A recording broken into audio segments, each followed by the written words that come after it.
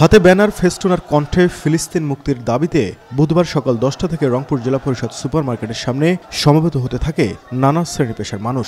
Israeli নির্মম হত্যাযজ্ঞের প্রতিবাদে সকাল 10টা থেকে বেলা 1টা পর্যন্ত ব্যবসা প্রতিষ্ঠান বন্ধ রেখে এই প্রতিবাদ জানানো হয়।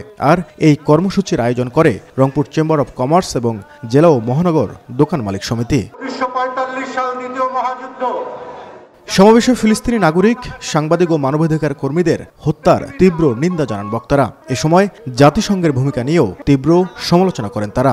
ইসরায়েল গাজার প্রতি যেভাবে নিষ্ঠুরভাবে হামলা করেছে তার প্রতিবাদে আজকে রংপুরের সকল ব্যবসায়ীরা একত্রিত হয়ে আজকে আমরা বিক্ষোভ প্রদর্শন করতেছি। ইসরায়েলরা আমাদের ফিলিস্তিনি মুসলমানদের উপর অমানবিক নির্যাতন চালিয়ে যাচ্ছে। এরই প্রতিবাদে আমরা আজকে বাজার কমিটির লোক এক হয়েছি। দোকানপাট বন্ধ রেখেছি, সবকিছু বন্ধ রেখেছি একমাত্র খালি আমাদের ফিলিস্তিনের জন্য এবং গাজাবাসীর জন্য।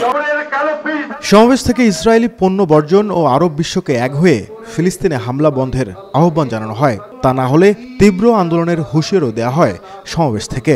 আমরা আজকে প্রতিশ্রুতিবদ্ধ, আমরা আজকে ওয়াদাবদ্ধ যে ইসরায়েলি কোনো পণ্য আর বিক্রি করব না। যে উদ্দেশ্য নিয়ে জাতিসংঘ তৈরি হয়েছিল, আজকে যে জেনোসাইড হচ্ছে, এই জেনোসাইড নিয়ন্ত্রণ করতে জাতিসংঘ ব্যর্থ হয়েছে। যেভাবে মানবাধিকার ভুলণ্ঠিত হচ্ছে, এটার ভাষা আমাদের জানা নেই।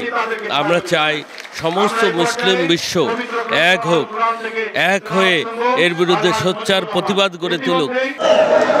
পরে একটি বিক্ষোভ মিছিল নগরীর প্রধান সড়ক প্রদক্ষিণ করে। মিছিল শেষে ইসরায়েলের প্রেসিডেন্ট নেতানিয়াহুর পুষ্পতলিকা দাহ করে বিক্ষুব্ধ জনতা। নাজমুল ইসলাম নিশাত, সময় সংবাদ, রংপুর।